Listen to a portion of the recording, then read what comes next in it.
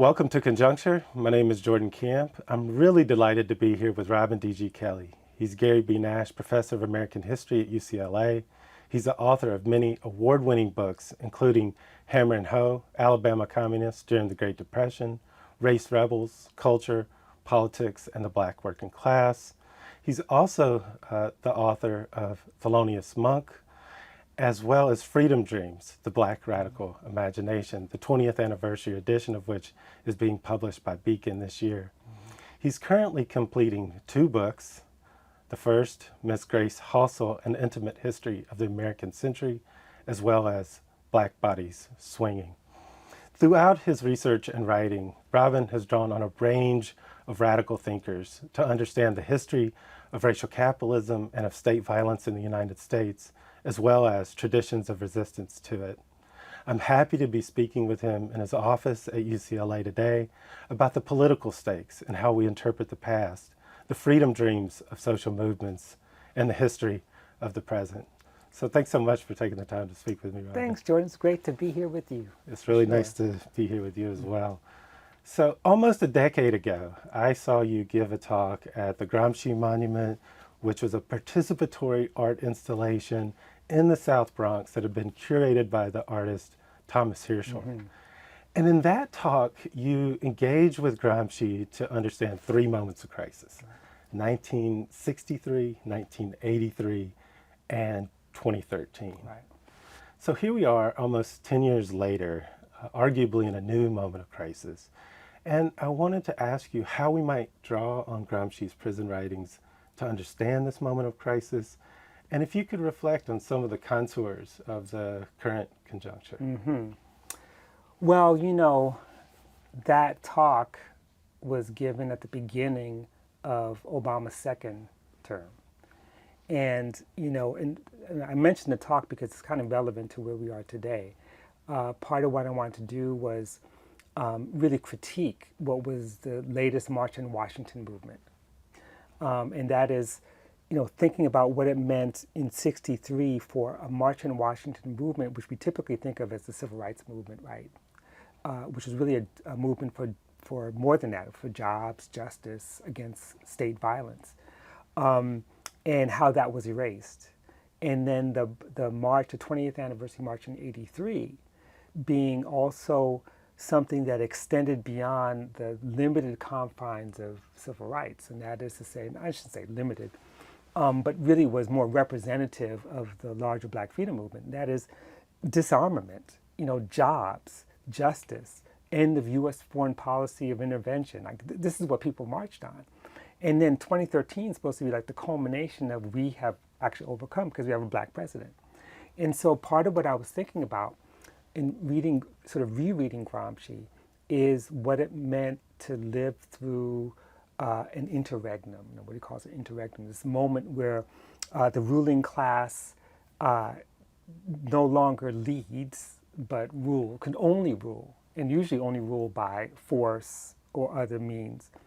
And the tragedy of 2013 was people were celebrating Obama, who I was arguing was a betrayal of those other two moments. So as we move to the present, we are sort of 2 years after spring 2020. We are 14 years after the 2008 collapse. And what I want to suggest in terms of both what we can learn from Gramsci, but also where we are now, is that I think we can argue that we're sort of in the same conjuncture that began in 2008.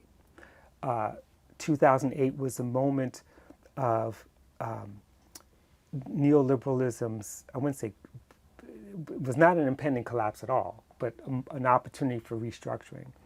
But 2008 represented a kind of crisis for finance capital, but also a crisis for the rest of the world in terms of sovereign debt and everything else that happened. And that crisis, you know, was not shored up, but extended by the kind of liberal regime of Barack Obama, the neoliberal regime, I should say, of Barack Obama. again, using finance capital, shoring up finance capital, I should say, and shoring up finance capital against what was a kind of international rebellion against neoliberalism. Because what happens in 2010, you got Occupy, you've got the Arab Spring, you've got all these movements across the globe that are saying no to the 1%. But you're also getting, in terms of how to respond to workers, students, a mass rebellion, what do you get? You get a turn to authoritarianism. You get state violence. And a way to sort of deal with or shore up the opposition is through the right-wing turn.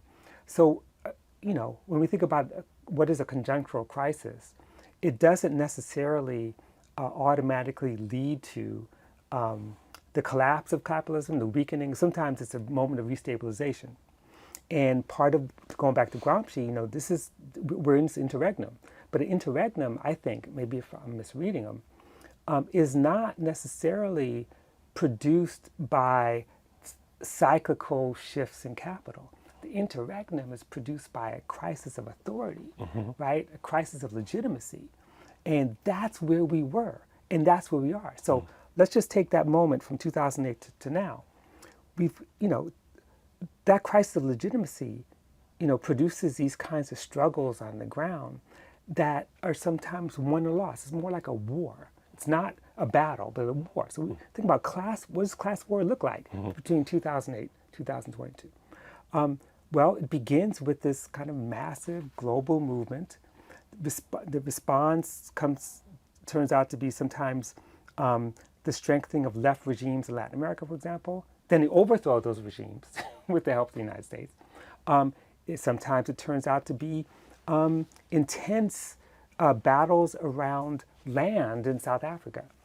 And certainly in the United States, there's a kind of suppression of rebellion because of the hope of hope.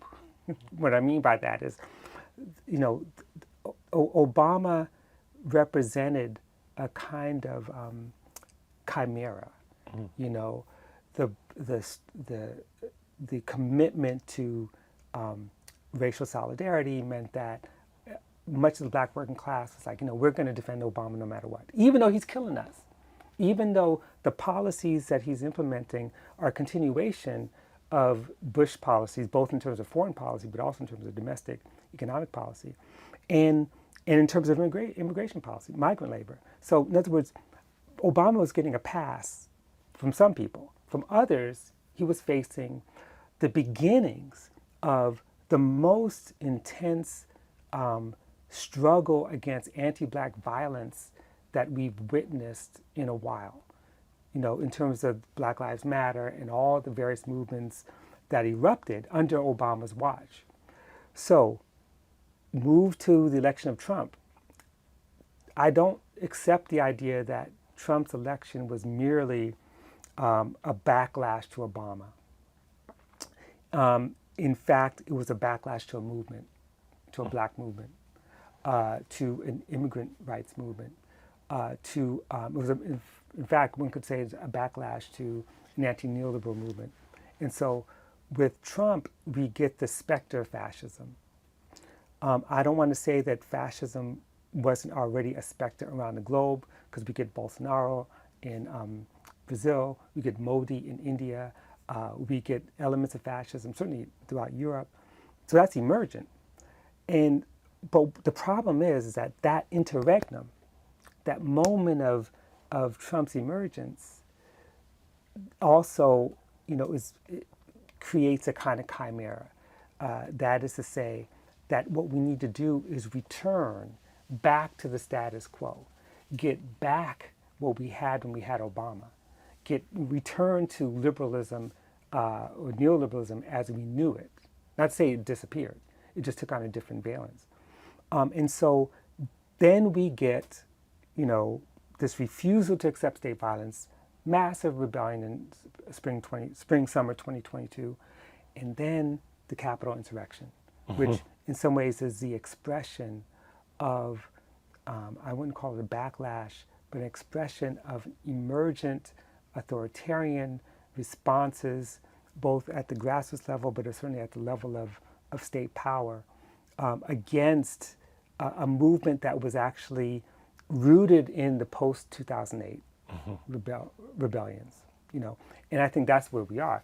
So in terms of how do we characterize the moment we're in, we certainly are dealing with a crisis of capital accumulation, the extension of a sovereign debt crisis around the globe, the climate catastrophe, which is getting worse and not even coming close because the CARES Act under Trump actually subsidized oil industry. We actually get an expansion of fossil fuel companies rather than the opposite. We've got the assassination of activists around climate struggles. I mean, we're in a really difficult situation. And with that comes not the threat of a fascist state. I don't think that's going to be the case in the United States, but certainly a threat of fascist violence, right? Which then shores up two things. One, it shored up Trump while he was in office, but two, it shores up a neoliberal regime that's in office now by virtue of saying that we stand against that, which then justifies the continuation of the old status quo. So this is where we are. One last thing I'll say about Gramsci, he did this, again, I'm trying to remember all this. He did a piece, I think in 1924, called Against Pessimism. And it was really a kind of commentary around the Communist International, I think it was the fifth year of the Communist International, 1924. And what he was arguing against was saying we have all these Italian communists who, you know, faced with Mussolini's rise and fascism, they're like, well, we just kind of have to withdraw. You know, it was pessimism that wasn't defined in terms of we can't win, but rather fatalism. He's like, we should be against fatalism. Fatalism translated itself, in Gramsci's terms at least, as, look, the crisis is coming. The economy is about to collapse. We just have to wait it out. When we wait it out, we'll just inherit socialism. You know? Right. And Gramsci's like, no, you can't do that. And that was the position of the Comintern. Of course. The Comintern's position was that. And he's critiquing the Communist International, saying we can't wait. He's saying we need to act now. We need workers' rebellions like the ones in Turin. And so this is where we are. We go back to Against Pessimism and say, we don't need to be defensive at this moment against the fascism of the anti-CRT, the fascism of the Supreme Court, which basically its positions have been consistent all the way through since its founding. But we need to be active, engaged, and on the offensive. And that's what Gramsci's telling us. I think that's one of the lessons we can learn about this moment we're in. Because if it's a conjunctural crisis, then, you know, it's not as if the crisis is what's the driver. We're the creator of the crisis. The people, masses of people in rebellion, that creates the crisis, not just the operations of capital itself. Right. That's a long answer. Sorry. No, it's fantastic. I mean, it makes me think, you know, Gramsci says it's a crisis when the masses no longer believe what they used to, right? And that's part of the loss of the grip of the consensual part and the turn, as you say, towards more coercive resolutions. Right. And that was certainly the case 24 to 26 in Italy.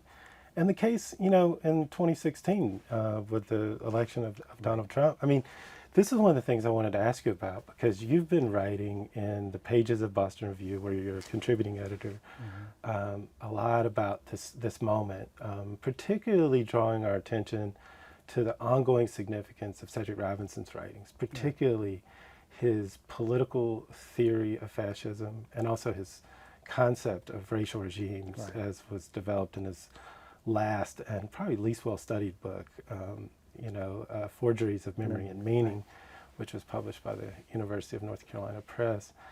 And so I wanted to ask you about this work. What is the significance of Robinson's writings about the roots of fascism? Right. That's a really good question. First of all, Forgeries is a brilliant book. It's a book that everyone should read. And I think there's a couple of things.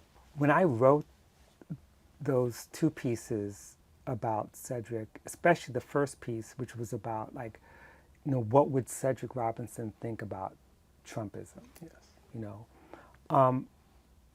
one of the things I was trying to get at was his writings about anti-fascism. And I think this is the thing, there are two themes that are real central to kind of all of Robinson's work, but especially the work around forgeries and his work on fascism, which goes back to Black Marxism. And that is that he was interested in anti-fascism.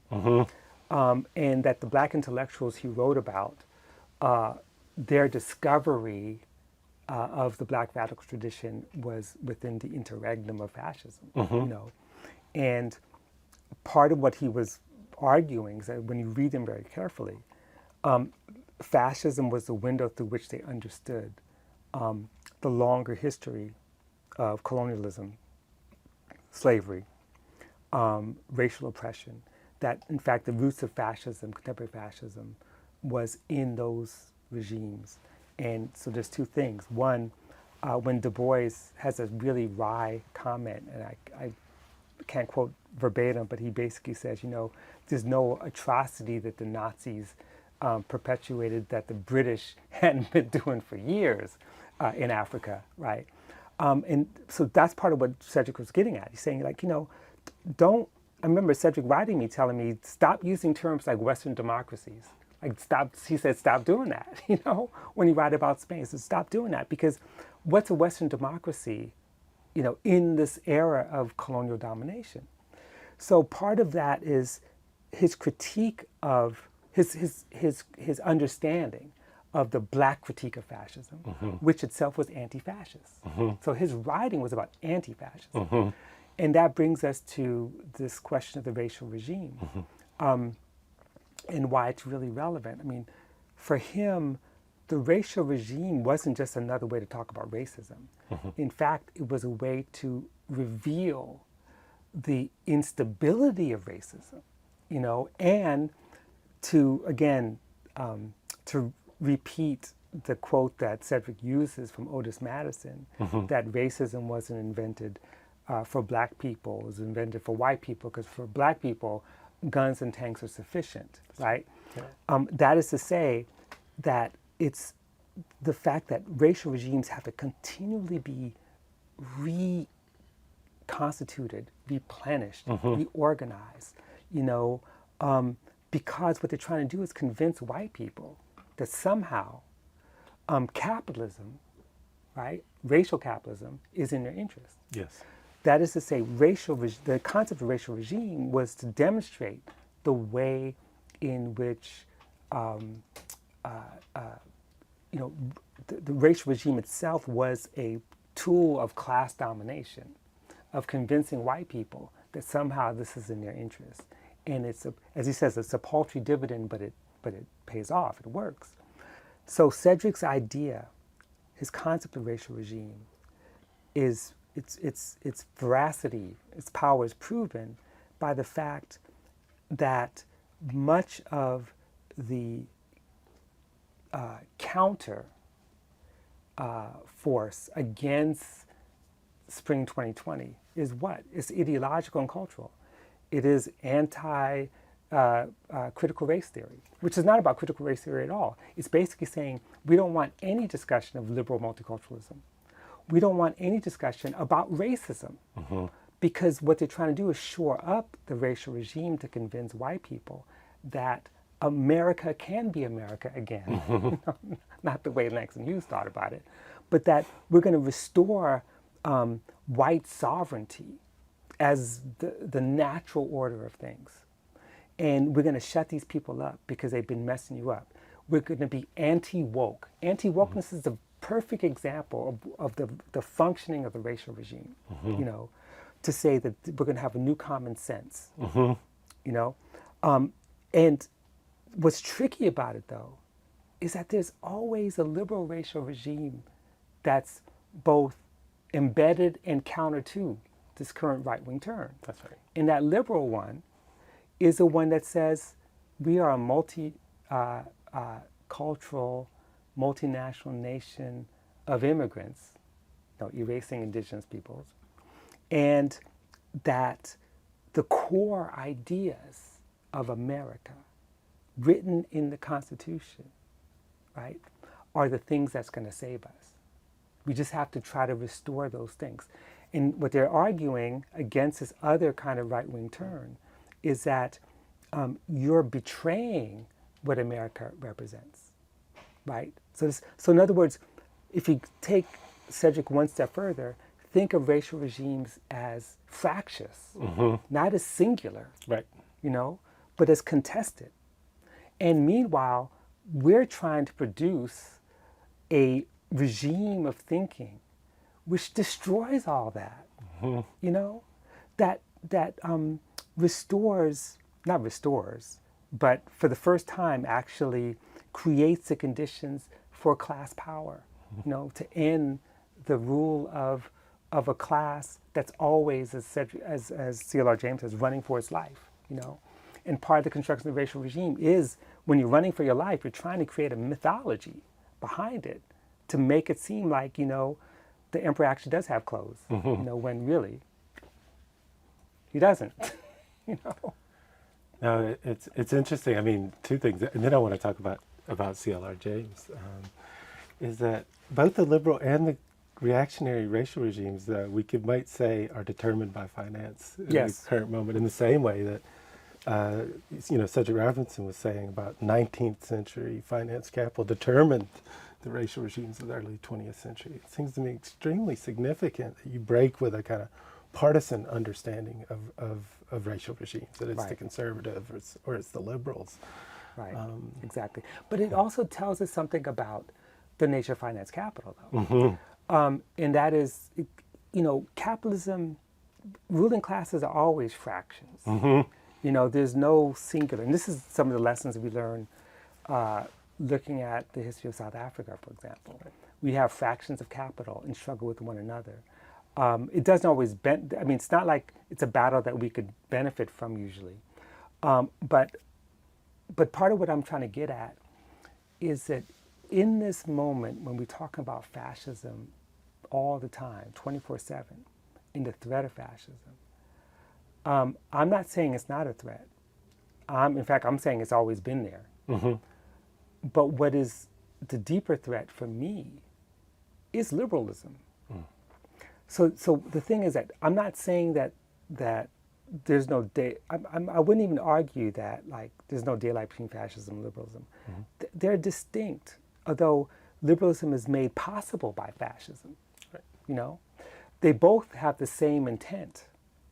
And that is to shore up capital, maintain class rule, maintain surplus, keep markets afloat, and keep all the opponents down, right? So they both have the same intent. But sometimes fascism works better, sometimes liberalism works better. But in this case, what we're witnessing, and this is my concern, is the success of Biden-Harris, the success in the United States. You could talk about other places as well. The success of Macron, right? All these neoliberal leaders is their ability to claim we're anti-fascist, we are anti-racist, like Canada, like we believe in multiculturalism. And that is the thing that finance capital thrives on, because you turn that into profits, right? And so if we basically take the position, which I think was really problematic at the time, that we got to do everything we can to get rid of Trump. We got to support Hillary Clinton, or we got to support Biden. This was the position everyone took, and the position that led a lot of people in the movement to say, you know what, defund the police thing, let's just bracket that for a second. Those abolitionists, let's just keep that to the side, because we've got to combine together to win. But what has liberalism brought us? Liberalism brought us the Vietnam War. Liberalism has brought us a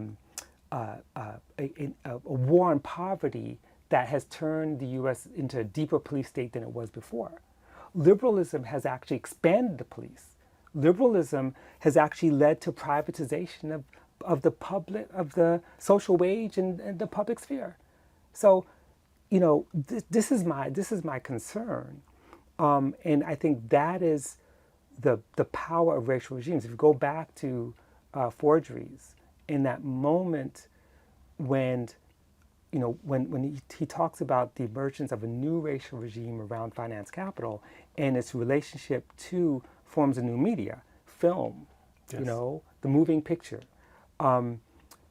that coincides with what? With the rise of Jim Crow. Yeah. But Jim Crow, right, wasn't just one singular position. There were Southern liberals who were like, we actually, you know, we're Southern white liberals like, I'm not against the vote for black elites. And others like, you know, every, you know, black person is just nothing but, you know, non-human. Others are like, no, on the contrary. You got white philanthropists putting all kinds of money in HBCUs, trying to create a black middle class, and others who are like, we're Klansmen, right? And then you got those who come out of the Klan, like Hugo Black, who becomes like one of the few people who actually was against the execution of Rosenbergs, but that's another interesting story. My point is that even Cedric Robinson understood that part of the reason why racial regimes are unstable isn't just because of resistance, isn't just because it's based on mythology, isn't just because its themes are showing. It's because there's no unified ruling class, and those fractions within class rule produce fissures, not enough to lead to the collapse, but fissures that are struggling over who's going to basically rule. And those fissures are still with us. We just get caught up into thinking that the liberal fissures are better. Right. Right. And they're not. Yeah.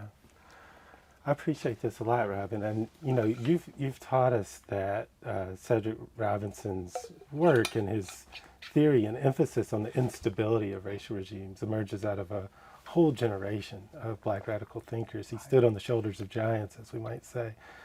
Not the least of them, C.L.R. James. You wrote Introduction to a History of Pan-African Revolt, which was first published in 1938. So you wrote the introduction to the new edition. And in that introduction, you show how the Italian invasion of Ethiopia in 1935, fascist Italy's invasion of Ethiopia in 1935, was a real turning point for James in his writing and his organizing. And you suggest how in his writing and in his activism, increasingly he's arguing in this period for the need to de-exceptionalize fascism. And you explain that he links fascism in Italy to colonialism in the Congo, to mining in Rhodesia. So why was it important for James in the crisis of the 30s to de-exceptionalize fascism? And you know, what lessons can we draw from James's writings in that period for understanding the problem in our own time? Right. Of course, James was one of many in the International African Service Bureau, based in London, who was thinking about, you know, why we need to de-exceptionalize fascism. Because, I mean, think about the context. I mean, here he and his colleagues, his comrades, are basically waging an anti-colonial struggle. And people like George Padmore is another one who's also seeing much the same thing. And though James may not be in West Africa, Padmore is, you know, and others. So they're all sort of recognizing that what they're seeing in Germany and Italy, in Spain, is what they're seeing in the colonies. And this also ties to Walter Rodney as well. And let me explain what I mean by that. You know, the reason why I think it's important to read James on this and read others in the 1930s who are thinking along these lines is to remember of fascism not as an aberration, But as Aimé Césaire would say, basically 12 years later, it is like the chickens coming home to roost. It is the fascist practices that already were established in the colonies coming back to Europe, because Europe is involved in the crisis of capital. It's also involved with a working class crisis. Part of what colonialism wasn't just extraction. I mean, that part's obvious. The part that's not so obvious is how do you actually proletarianize, or peasantize, as it were, to create a new peasantry, people who are basically sovereign. How do you do that? Well, you do that with things like the Gatling gun. You do it with airplanes. You do it with new forms of weaponry. You do it through concentration camps. You do it through violent dispossession. You do it through hiring people that you call warrant chiefs, and you pay them a certain amount of money to do the work for you. Just like you pay SS troops, disenchanted white European or German men who are jobless, and give them a gun and some money and say, okay, we got a new gang now, we're taking over. You can do that in West Africa if you find the right men, right? Or in Southwest Africa, right? So all those violent practices were already practiced and then imported or brought back home. And I think in our current moment, we have to do two things. One, we have to sort of see the whole world rather than just see where we are, and see the relationship, right, between forms of oppression, extraction, dispossession, violence, and that the 250 million workers who went on strike in India is tied to where we are right now, that the neoliberal order is not a national order, but a global one. And Capital brags about that. They're like, the whole point of neoliberalism is that there's going to be no borders for us, for capital, right? So that part of what James was sort of getting at is that, it's not enough just to fight to end colonial domination, nor is it just enough to fight fascism in Europe as if somehow we fight fascism first, leave everything besides, and then go back to the other struggle. Mm-hmm. He's saying that the class struggle is this global phenomenon that includes all these things interconnected. I think that's really important to recognize in the current moment because, again, here we are having these debates right now about the crisis produced by the damage that Trump did, right? The judges that are in place now, the rollback in terms of education, in terms of gun laws, all these different things, as if somehow this is like a national phenomenon, right? And not seeing the way in which, one, the reverberations of these policies around the globe, but also part of what I think James was suggesting, maybe I'm going on a limb here, is that it anticipates what Fanon says in Wretch of the Earth, that if we can really destroy colonialism at the site of the colonizer's invasion, we will weaken class rule in Europe, So if we can see the left turn in Chile and the left turn in Colombia, right, and the possibility of the restoration of some worker order in Brazil, for example, the possibility that the strikes of 250 million Indians in 2021 and 180 million in 2016, if we could see that as a possibility of overthrowing class rule there, then that's only going to weaken American empire and make possible, extend the possibilities of this conjunctural crisis to here, right? So I think that's part of the important lesson.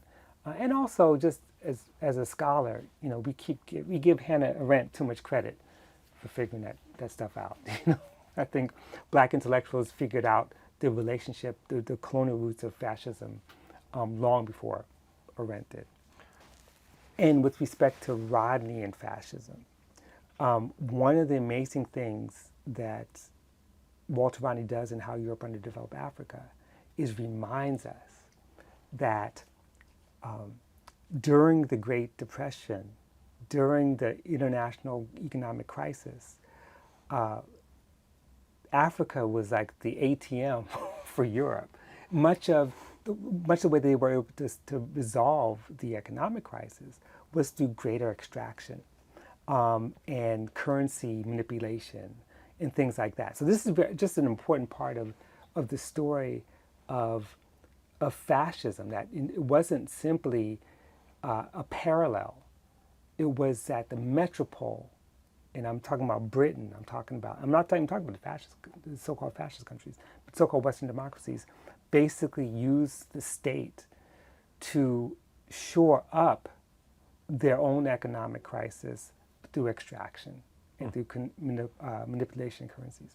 Right. I mean, and of course, you wrote another introduction for Amy Césaire's discourse on colonialism on the 50th anniversary in 2000. It was originally published in French in 1950, Right.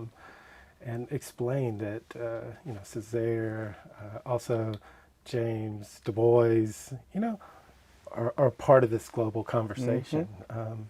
And this is a theme that you extend in your book, Freedom Dreams, the Black Radical Imagination, this year marking the 20th anniversary of that book. And there you not only provide an extraordinary history of the Black radical tradition, its resistance to racial capitalism, you also emphasize the poetry of revolt, how social movements are the incubators of new knowledge, new social theory, and suggest the ways in which a wave of revolt in that period impacted your thinking.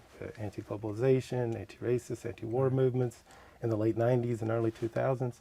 So I wanted to ask you if you could reflect on the moment that produced that book, and how have you felt about the reception of the book, and what lessons might it offer for understanding this proliferation of feminist, abolitionist, queer struggles over the last 2 decades? Well, fortunately, I wrote a very long introduction and a new afterword to the book. So all those things are in there in some great detail. I've been thinking about this for 20 years. So here's the very short answer, which is to go back to that moment. The key moment, everything you said is right. I mean, it's absolutely right in terms of the larger context. But the key moment, ironically, that led to that book was the mass protests around the acquittal of the killers of Amadou Diallo.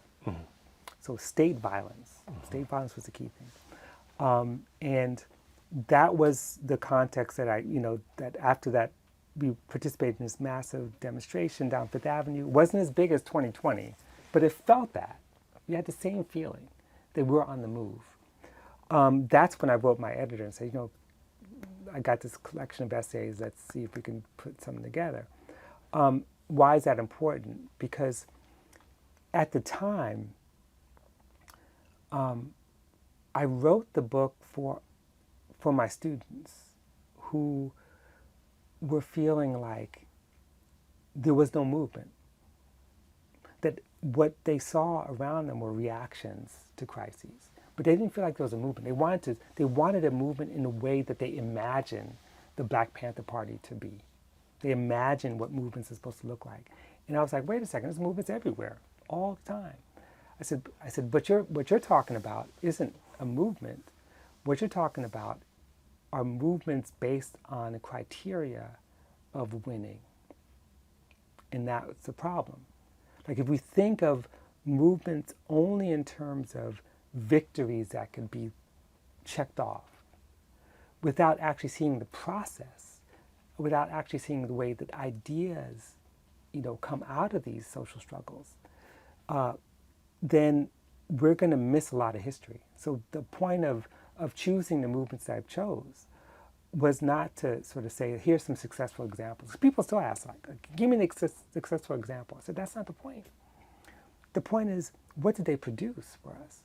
And so part of that moment of the early 21st century, the turn of the 21st century, was this explosion of new movements and young people, really beginning to come to terms with not winning, but envisioning something beyond a response to a crisis like the killing of Amadou Diallo, right? To go back, or to jump forward to 2020, 20 years after, I had actually conceived of the book, it was like deja vu. But the difference was, the conception of freedom, of abolition, it just felt more expansive, I mean, we went from police reform after Diallo's death and trying to fire cops and put people in jail to abolishing the police altogether. Now, of course, people were saying that back then, but it became almost like commonplace, The other thing is that we also witnessed 2 decades of the consolidation of neoliberal order and its weakening, And almost all the issues that I raised in Freedom Dreams, reparations, the question of land, the issue of black feminism, certainly labor, all these different things had really kind of emerged and expanded. And many of those same young people that I wrote the book for were very much involved in those movements 20 years later, which is very exciting. But part of the reassessment and rethinking that book was also to confess, or to, I shouldn't say confess, let me say, part of the reassessment of the book is to sort of recognize its blind spots, its failures. And so part of what I write about in the introduction are areas that I wish I would have expanded on. Indigenous thought and decolonization, for example. How could you talk about reparations on stolen land? The question of mutual aid, which sometimes gets overplayed, but mutual aid in forms of anticipatory struggle, that is anticipating the future you're trying to build. That's emerging all the time around questions of mutual aid. Mutual aid not as emergency measures to help people, but as creating institutions that are, as the Panthers would say, survival pending revolution, right? And disability justice is another one that's just completely absent from the book.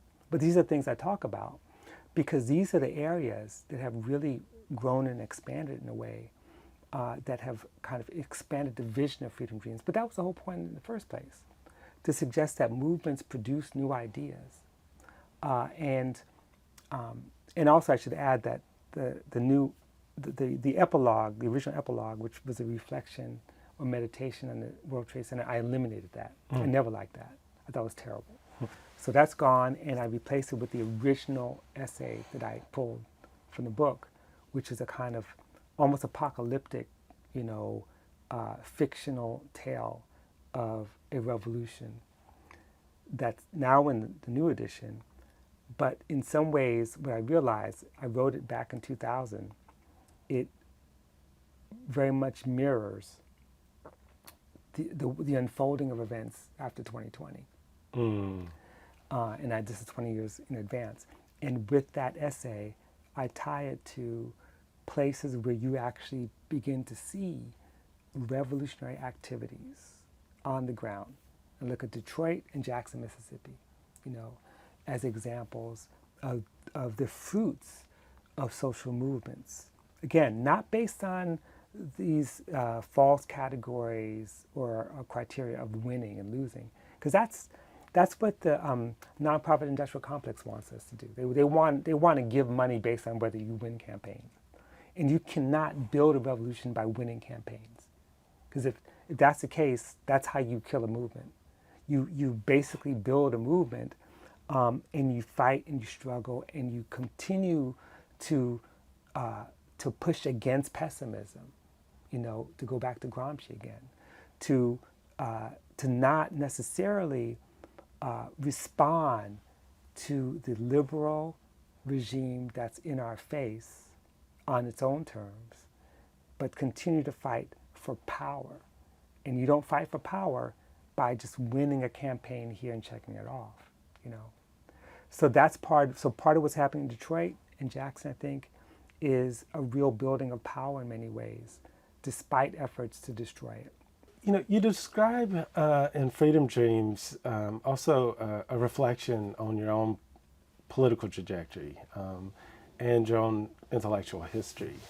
And I've been eager to ask you about a moment in the introduction where you recall being enlivened by the national liberation movements, but then encountering some very hard realities, in the 70s and 80s, such as the assassination of Walter Rodney in June 1980 at the hands of the Forbes Burnham regime. And you've been working on Rodney's work for decades, going back to when you were a graduate student here at UCLA.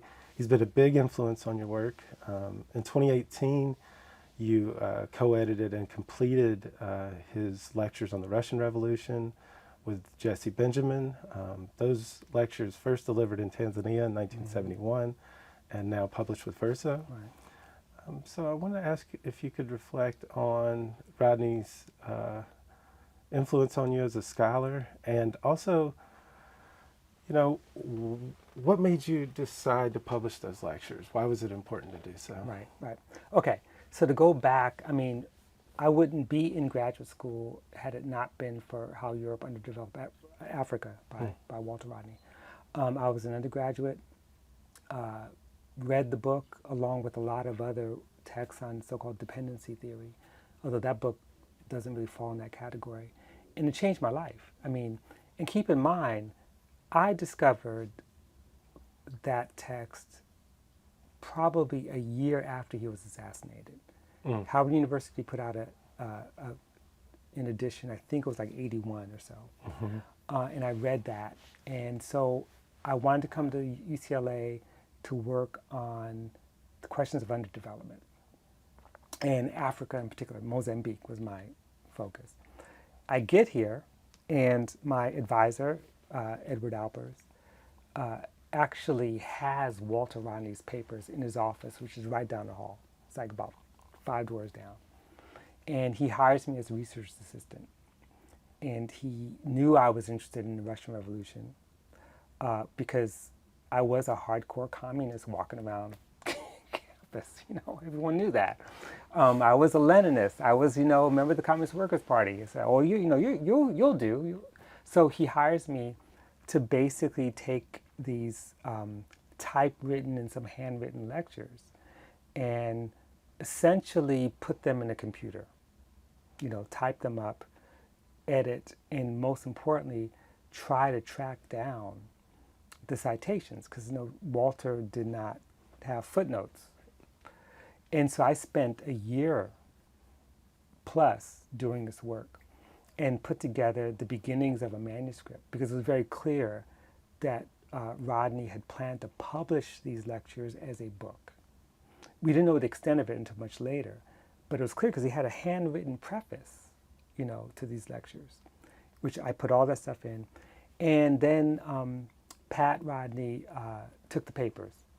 She was moving, she was basically kind of underground. It was still a dangerous situation. And then I kind of walked away from it for a while. I had a copy of it. Fast forward, Dave Roediger, great historian, was in touch with the Rodney family, found out that they wanted to publish this book that they found in the papers. And it was basically a copy of what I had done. And then he put me in touch with them, and then we started having a conversation about going back to the work. I was probably about halfway done, and then went on and finished the work. And then Jesse joined at the last part of it, and we put it together. And I want to say something about the space between 1984, essentially, when I began working on this, and essentially 2015 or so, when we kind of, when I returned to it, things have changed. As you mentioned, in the days of the early 80s, national liberation movements were the primary modality of revolutionary struggles, right? But national liberation movements, many of them actually embraced Marxism. This was the age of the sort of last vestiges of the struggles around Southern Africa, particularly Angola, Mozambique, and of course Guinea-Bissau in West Africa, Congo, all these places. And so there was a sense, and this is also before the fall of the Berlin Wall, no one thought in 1983 or 4 that the Soviet Union would collapse. And I'm not sure if I would even think of 89 as necessarily a conjuncture, but that's another story. So in many ways, my approach, my understanding of the way Rodney was thinking about the Russian Revolution was through a lens of national liberation, but one that took national liberation movements to task by saying, you need to study the Russian Revolution. You need to pay attention to the most successful revolution in the name of Marxism. That's what he was trying to say, right? And keep in mind that I'm reading him in 84, and he's writing this in 71. Right. That's important. He's not writing this in 84. Right. He's passed. So in 71, of course, in hindsight, it makes sense. The left was winning. See? I mean, we talk about conjunctures. To me, the critical conjuncture of 68 to 75 was that moment in which neoliberalism wasn't winning then. It basically achieves its power a little bit later, but it was a struggle in that moment, and a struggle that centered around the collapse of global capital, with the global slump in the early 70s, and OPEC and all this other stuff. But it looked like socialism was on the move, and that's where Rodney is standing in Tanzania as he's giving these lectures. And by the way, it was for a course that was half on the French Revolution, half on the Russian Revolution, right? So I kind of was with Rodney in 1984, meaning that, of course, we were winning. And what he was trying to argue for was essentially the success of the Russian Revolution, even post the Bolshevik seizure of power, into Stalinism. He's saying that, there's problems and limitations, and he's critical of some things, but for the most part, he says, here is an example of what was required, right, to basically implement something like socialism. And here is where he and C.L.R. James actually didn't agree. Right. No matter what people say, people give me a hard time about this, but they did not agree, because by that time, James had basically identified the Soviets as a kind of state capitalist regime. Of course. Rodney still thought it was socialist. Yes. And it made sense from his vantage point. So that's why, I did it first because it's an option of a lifetime for a 21-year-old graduate student to jump into this stuff, right? Or let's see, 22. And, but my whole career and political trajectory in those 3 decades after forced me to rethink some things about the Russian Revolution and about Rodney's take on it, but do so in a way that was fair to Rodney, meaning that recognize that he is doing this work within his particular conjuncture, in 1971, before he actually went back to Guyana and began organizing. Yeah, I mean, and of course, I'd be remiss if I didn't note my colleague Seth Merkel, your former student, writes brilliantly about Tanzania in this period. Right. And these are, as you put it, heady days. He's there in Dar es Salaam, John Saul's there, Manuel Wallerstein, Giovanni Arrighi. They're in dialogue with the movements of Southern Africa. So this was a moment of optimism about the possibilities. But you published an essay that in 2021, revisiting Walter Rodney's Russian Revolution lectures, and as you put it, the curious case of Rosa Luxemburg. This published in a volume entitled Creolizing Rosa Luxemburg that was edited by Jane Gordon and Drusilla Cornell. And there you focus on Rodney's period in the late 1970s when he returns to Guyana. He leaves Tanzania. It's complicated. He has a position in the history department. When he arrives, he's excluded from it. He's working with the Working People's Alliance to sustain himself. He's giving lectures all across North America, Europe as well, including at the Institute for the Black World. It's a whole other discussion. But in this period, he's also mobilizing the working people of Guyana across racial lines against repression by a state that called itself socialist, that enjoyed the support of Moscow and Havana. And in this time, as you note in this essay, Rodney is returning to the theories of self-activity, of democratic praxis that he had honed in dialogue with C.L.R. James, going back to the study groups in the 1960s with C.L.R. James and Selma James, but that also resonated with Rosa Luxemburg's critique of centralism. And so why was it important for you to rethink Rodney's writings on the Russian Revolution? How did Guyana challenge his earlier thinking? And then what are the implications of his rethinking over 40 years after his death? Exactly. No, I'm glad you mentioned that. That essay still haunts me. So this is what happened. I was in writing this long introduction to the Rodney book, the Lectures on the Russian Revolution. I felt a little bit. I was more critical of Rodney, and there's many moments where I felt like he was very apologetic towards Stalinism, and one of the things that really struck me was a paragraph, a very short paragraph, where he takes on Rosa Luxemburg and just basically attacks her. And it never sat right with me because his basic premise was that Rosa Luxemburg might have been right about some things, but in terms of her spirit, she was wrong.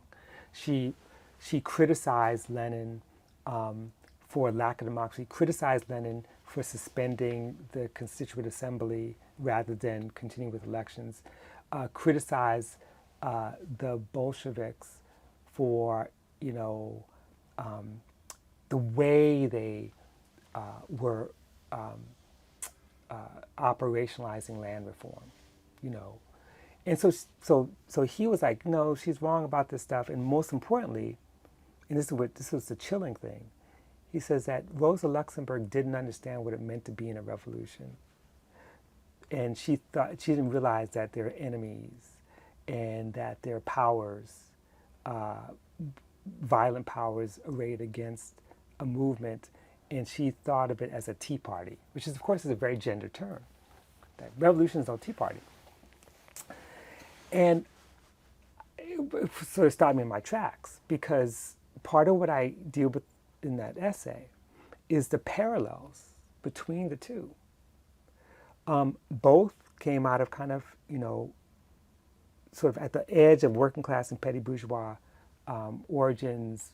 Brilliant intellectuals emerged very young, were very cross-national in the sense that Rosa Luxemburg's Polish and Russian connections, whereas for Rodney, he was so transnational between Tanzania and being in Canada and the United States and in Guyana and Jamaica, and being in Jamaica where, so much of his radicalization like erupts, in 68.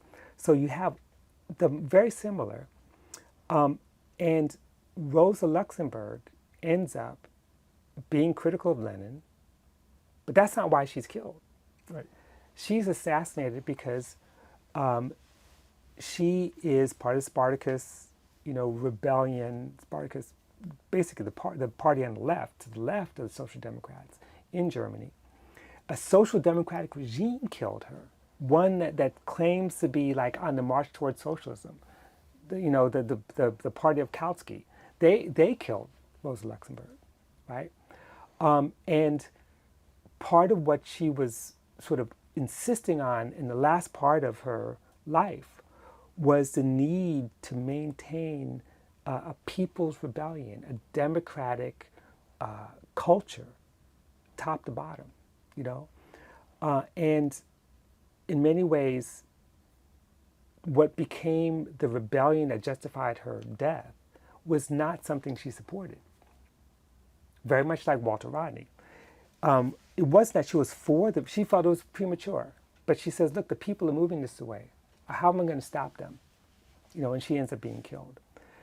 What's ironic is that when Rodney wrote those words in 1971, he didn't know that would be his fate. So he comes back to Guyana. Same thing happens.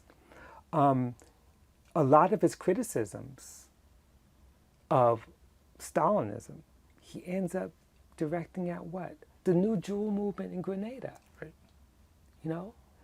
The lack of democracy in Grenada. Grenada was the hope for revolutionary fervor in the Caribbean in the year of the turn, 1979, right? And he's saying that they're undemocratic. He's saying, Maurice Bishop is undemocratic, that we need a people's movement. He begins to adopt very much, almost word for word, some of the language of Rosa Luxemburg, the practice of Rosa Luxemburg. And I'm not saying that he was aware of it or conscious of it, but he and his comrades in Working People Alliance build a movement.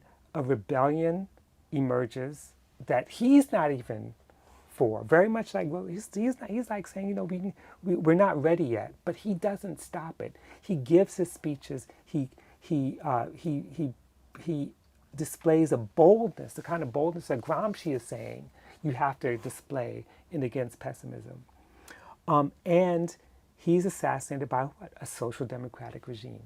Forbes Burnham, and keep in mind, for people who may not know this, where is the New Jewel movement before the Revolution 79? Where are they training? In Guyana, under Burnham. Burnham is an ally, right? An ally of the revolution in Grenada. And he hates Rodney. He hates the Working People's Alliance. He's opposed to them. And even Chetty Jagan is not even all that supportive of the Working People's Alliance, And he was the first Marxist head of state, in the Caribbean, even before Castro, right? Yeah, right. And the British took him out. Yes. So my point is that that's how he ends up being killed. And it's such an eerie sort of parallel, but it's one that provides an important lesson, because at the end of the essay, who do I turn to who at his, not a memorial service, but at a sort of conference here at UCLA actually, Right. where C.L.R. James comes to UCLA, they're all talking about Walter Rodney, and James basically takes Rodney to task for the same thing. Like, Rodney didn't understand revolution. Rodney didn't know that the forces were not prepared. Of course he knew that. He knew the possible, of his possible demise. But he was trying to move with the people moving in ways that he doesn't think they're ready for. And so the irony is that C.L.R. James, of all people, who I feel like should know better, is going to take him to task in the same way that he took Rosa Luxemburg to task. They don't understand that revolution is no Tea Party. And as much as I love James, I think James is one of the great thinkers of all time. and I learned from him. By the time he gave that speech on Rodney, he had been disconnected from a lot of movements, right. You know? And if there's a lesson here, it's like two really main points. One is that we all have to recognize that revolution is no tea party. Not to say I like tea parties, but this is work, and it's dangerous work, no matter how you cut it. And number two, democracy, small d, and this brings us back to Cedric Robinson again, is what we need to be striving for. It is fundamental to any insurgency. We don't even live in a small d democracy in the United States. We live in something that calls itself representative democracy, but as Cedric Robinson points out, it's rooted in the history of anti-democracy. The whole West is rooted in the history of platonic anti-democracy, this fear of the masses. And what Rosa Luxemburg and Walter Rodney and ultimately the young C.R. James all said is you cannot be afraid of the masses. Mm-hmm. They don't make good decisions all the time. They don't always move when we want them to move. But that's the messiness of small d democracy, you know? And that even in the missteps and mistakes, you know, you got 2 steps forward, right? You got people who are transformed in the process, and people unfortunately die in the process. That's not fun, you know? But that's all we have, you know? The promise of liberation. That's all we have. We don't have a blueprint or map. And small d democracy in that sense, that is the revolutionary insurgencies that will determine what does land reform look like? You know, what does the social wage look like? And they don't always get it right, but those are the consequences and the outcomes of what it means to build a democratic movement. Yeah, this is what James meant when he wrote the pamphlet, Every Cook Can Govern, right? Exactly. But not every cook makes good food. Exactly. You know? That's the point. That's okay. Well, I wanted to ask you, you know, if James could have been in dialogue with Antonio Gramsci in 1935, what do you think the focus of their conversation would have been? I think the first thing is Gramsci would be like, get me out of jail. You know? Right. But it's interesting because that's a really good question, because 35 was before James, just before, in fact, I think he might have been working on it. He might have been working on his History of the Communist International. Right. And of course, James is the first one to write sort of an independent History of the Communist International. And here is Gramsci, who I think went to his grave still believing in the hope or promise of the Soviet experiment. You know, I mean, he was not a Stalinist at all, you know, but it's not as if he had broken from the prospect, the promise of the Russian Revolution, you know. So I think that they probably would have been spending a lot of time, is my guess, not necessarily talking about Mussolini or Spain. I think that they would take that for granted. They would like talk about that real quickly. But the question, I think, the burning question was, what is the future of socialism? You know? That moment is so unique because the future is still there in Spain. Spain, the Republicans have not been defeated yet, right? The communists had not been defeated. This was also the period of the Popular Front, where Stalin is like, okay, stop what you're doing, everyone stop, defend the Soviet Union, and fight fascism.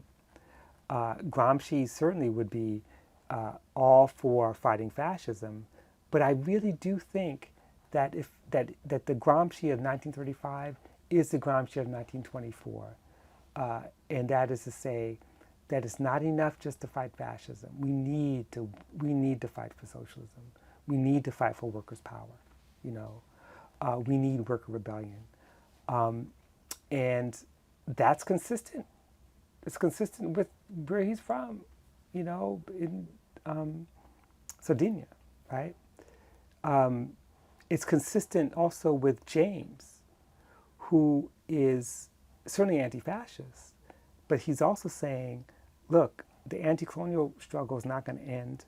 We're not going to stop doing that to basically fight fascism, because fascism is everywhere, it's everywhere. And again, to go back, if they have any kind of discussion or debate, it's going to be the fate of the Soviet Union. Because the fate of the Soviet Union in 1935 was the fate of socialism. If they met a little later, it might be different. But that's what I think they talk about. Robin, I want to thank you for joining us for this episode of Conjuncture. I really appreciate you making the time. Yes, it's been a pleasure. It's great seeing you again after many years. And also want to thank our viewers and listeners for joining us for this episode of Conjuncture. Please stay tuned.